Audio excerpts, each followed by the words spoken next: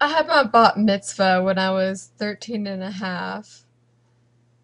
Um, and I was, uh, I felt sort of coerced into it, by my mother. She really wanted me to do it, and I, I couldn't say no. Um, so I pretty much attribute my bat mitzvah experience to my mother, and I wouldn't have done it without her. And in retrospect, I I'm glad that I went through that process of coming of age in the Jewish community. Although the ages of 12 and 13, mm, yeah, those kids are just hitting puberty. They aren't they aren't adults. Uh, Maybe it's just a remnant of the past when people had to grow up faster. My Torah portion was a passage. I swear I don't remember the book. Uh, that doesn't really matter too much. Basically, it was just a little story about some travelers and how they come upon a talking donkey. And I thought the story was rather silly. Um, I didn't choose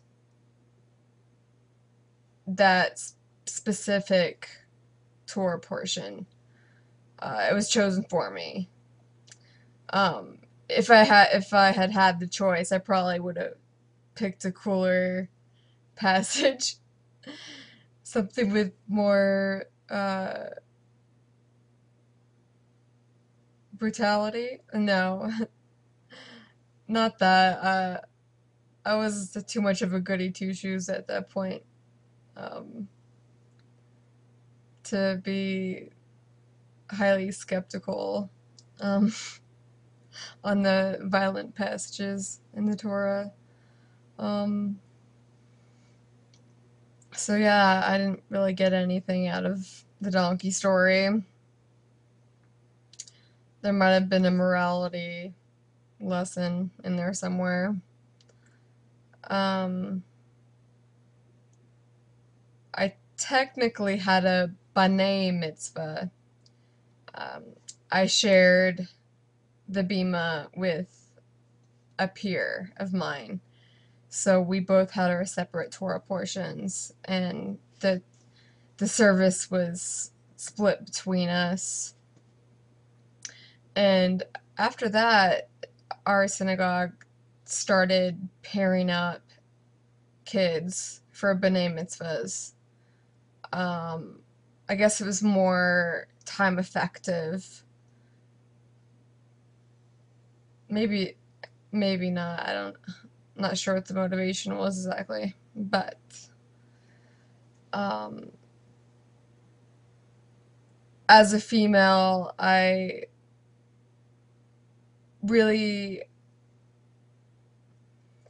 really like that I was able to hold the Torah. Um, they're made of lambskin and very delicate. When you read the Torah, you use a like a metal stick. I forget what they're called, but to guide you along the Hebrew. And it took 6 months of study. Um, I did weekly study sessions with the cantor.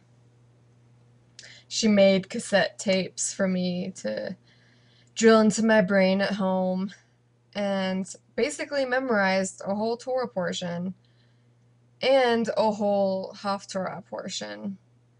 So when I was up there on the bima during the service, I looked at the words and I knew exactly what to sing and how to sing it. It's pretty amazing what our brains can do. Um, Especially being a native English speaker. Um, so yeah, that's my bat mitzvah experience. Um, it differed from a lot of other kids, um, because the reception after the bar mitzvah is kind of always the same. People always do the same things.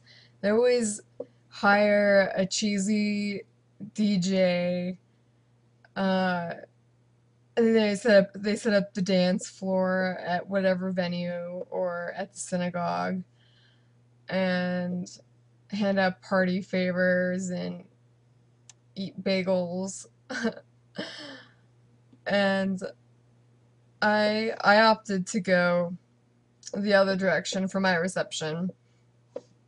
We hired a pianist and a violinist duo to play music for the reception.